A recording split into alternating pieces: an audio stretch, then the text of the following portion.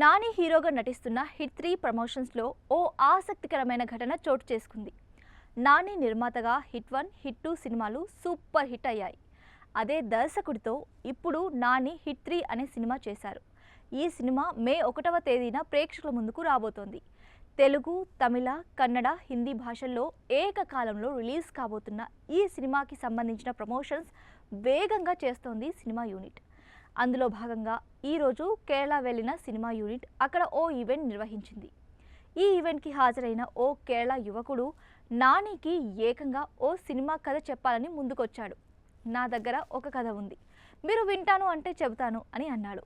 వెంటనే నాని అలా కాదు, నీ దగ్గర ఏదైనా సినాప్సిస్ ఉందా అని అడిగాడు. వెంటనే ఆ యువకుడు అక్కడికి పరిగెత్తుకుంటూ వెళ్ళి సినాప్సిస్ ఇవ్వగా నాని దాన్ని తీసుకుని, నేను తిరుగు ప్రయాణంలో దీన్ని చదువుతాను, బాగుంటే ఖచ్చితంగా మనం కలిసి పనిచేద్దాం అంటూ ఓపెన్ ఆఫర్ ఇచ్చేశాడు.